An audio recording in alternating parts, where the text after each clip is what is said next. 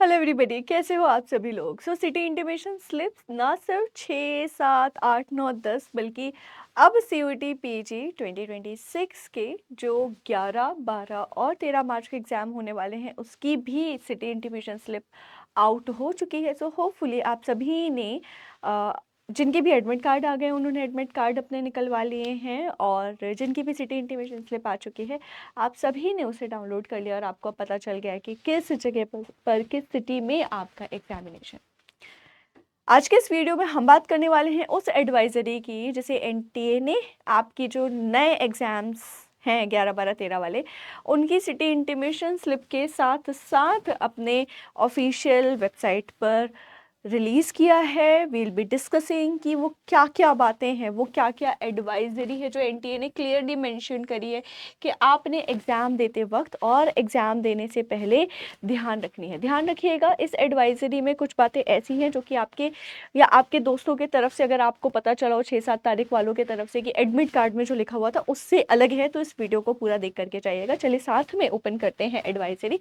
And by the way, मेरा नाम संस्कृति है, मैं आप सभी को इसी प्लेटफॉर्म पर पढ़ाती हूँ सीयूईटी पीजी के लिए पॉलिटिकल साइंस। ओके, ऐसी कुछ एडवाइजरी है, आपको ऐसा कुछ दिखेगा आपके सामने। सीयूईटी पीजी की ऑफिशियल वेबसाइट ओपन कर रखी है मैंने, और पब्लिक नोटिस वाले सेक्शन में ये अभी लेटेस्ट 11, 12 और 13 तारीख के जो सिटी इंटीमेशन स्लिप है उसके रिलीज़ के बारे में नोटिस है। And then advisory and instructions for the candidate.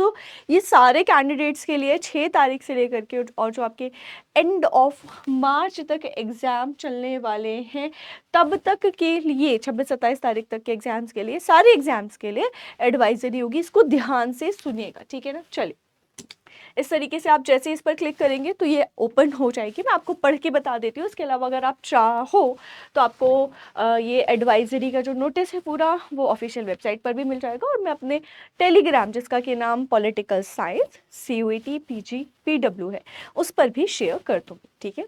चलिए देखते हैं कि 6 तारीख से 26 मार्च तक के जो एग्जाम्स हैं उसके लिए एनटीए ने क्या क्या एडवाइजरी जारी करी है, क्या क्या बोला है, ठीक है।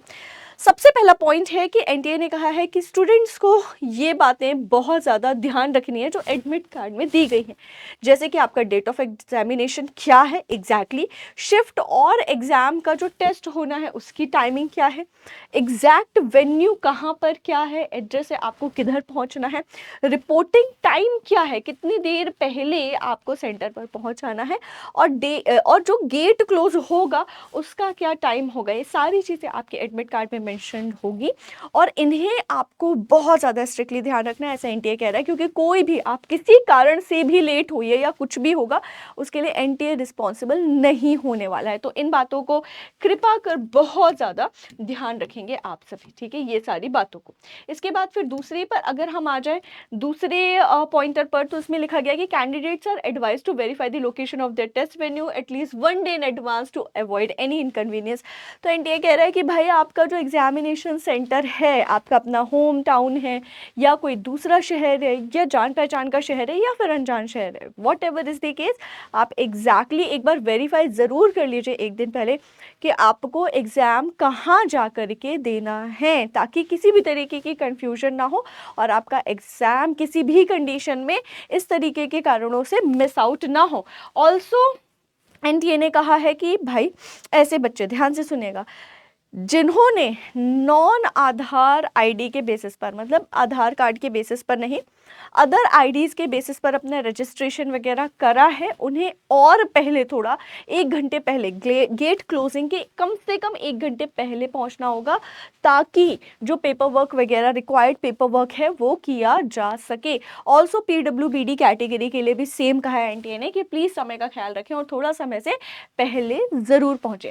तीसरे पॉइंट पर, हाँ जी, समय से पहले पहुंचने की बात हो गई और गेट की बात हो गई है ना, ये बात हो गई आधार वाली बात।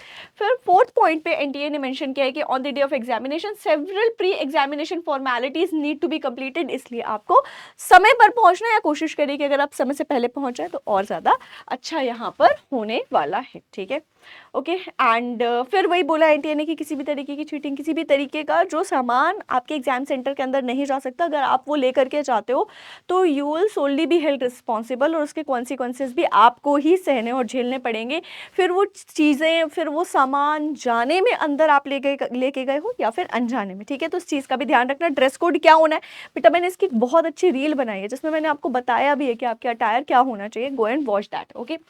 Then we have the next pointer जिसमें एनटीए ने क्लियरली मेंशन किया कि इंपॉर्टेंट डॉक्यूमेंट आपको क्या क्या लेके जाना है। सो ऑब्वियसली कॉमन सेंस कि आपने एडमिट कार्ड लेकर के जाना है A4 साइज के पेपर पर, और अगर हो सके तो कलर प्रिंट आउट निकलवाइएगा। वैसे कोई दिक्कत नहीं होती है, बट कलर प्रिंट आउट में फोटो वगैरह मैच करने में ईज होता है। तो क्या करिए कि अगर आप चाहे तो कलर प्रिंट आउट निकलवा सकते हैं। हालांकि इन्फॉर्मेशन बुलेटिन में एनटीए ने कहा था कि ब्लैक एंड व्हाइट भी चलेगा, बट ठीक है, प्रेफरेबली कलर्ड है तो कलर्ड करवा लेना, ओके। देन दूसरी चीज है कि candidate must carry at least 2 passport photographs, तो 2 पासपोर्ट फोटोग्राफ्स लेके जाना।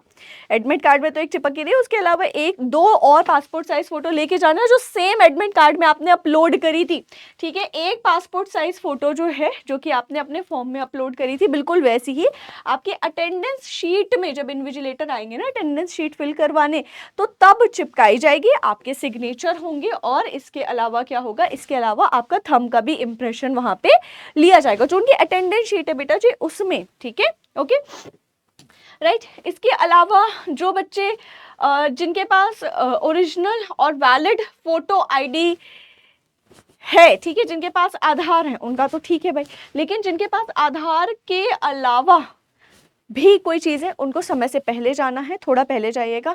दूसरी चीज़, किसी भी तरीके से फोटोकॉपी नहीं चलेगी आपकी आईडी की, आपके पास रियल आईडी होनी चाहिए।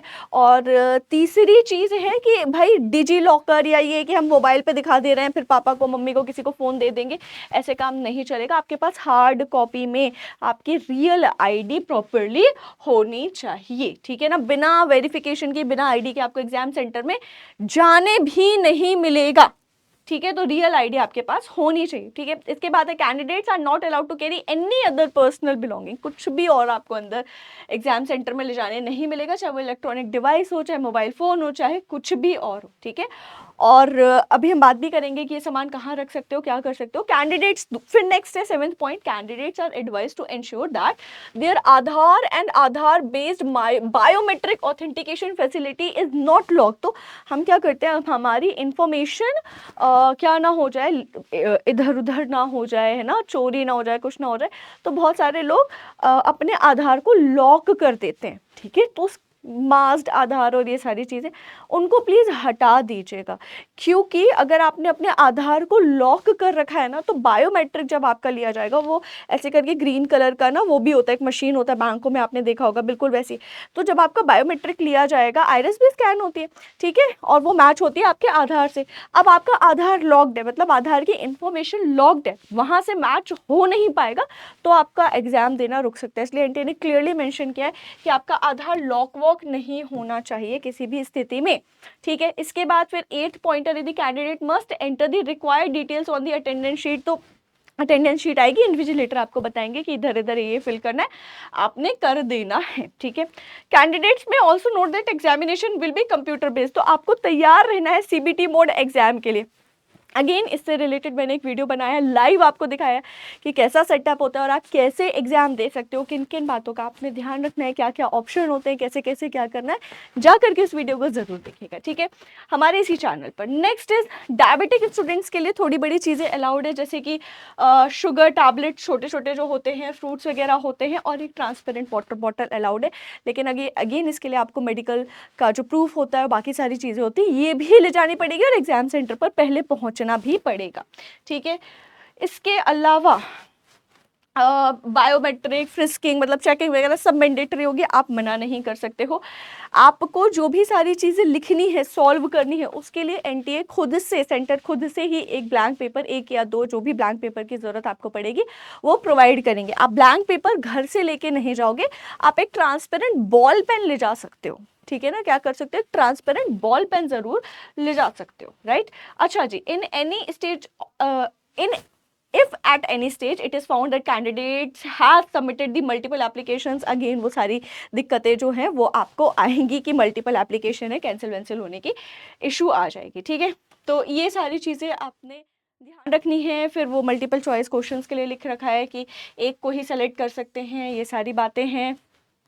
और ऑल्सो हाँ, यहाँ पे एक बड़ी अच्छी बात लिखी है जो कि मल्टीपल सब्जेक्ट से एग्जाम दे रहे हैं उन बच्चों के लिए कि भाई आपको अब मल्टीपल अलग अलग सब्जेक्ट से एग्जाम दे रहे हो तो हर एग्जाम का अलग एडमिट कार्ड लेकर के जाना है, सेम आप लेकर के मत जाइएगा, ठीक है। और एक एक कॉपी भी सारे बच्चे रखें अपने एडमिट कार्ड की, सिर्फ ऐसा नहीं कि एडमिट कार्ड निकलवा लिया और फिर वो वहां जाकर के सेंटर पे अगर नहीं मिला, वापस नहीं होता एडमिट कार्ड, वहीं जमा हो जाता है तो गायब, ठीक है।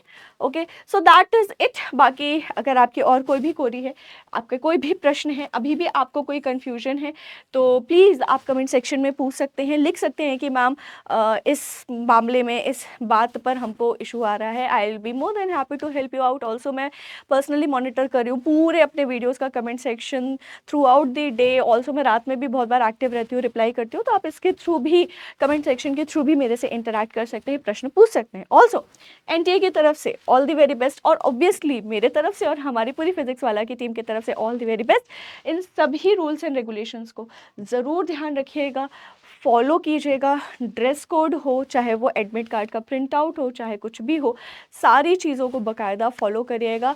एक दिन 2 दिन पहले से ही सब कुछ तैयार कर लीजिएगा ताकि अंतिम समय पर जा कर के भाग दौड़ और परेशानियों का सामना आपको ना करना पड़े और आपका सारा ध्यान, सारा फोकस, सारी ताकत सिर्फ एग्ज़ाम को बेस्ट टू बेस्ट देने और कट ऑफ क्लियर करने में ही जाए, ठीक है। सो अभी के लिए दीजिए इजाज़त। Thank you so much for watching everybody, bye bye.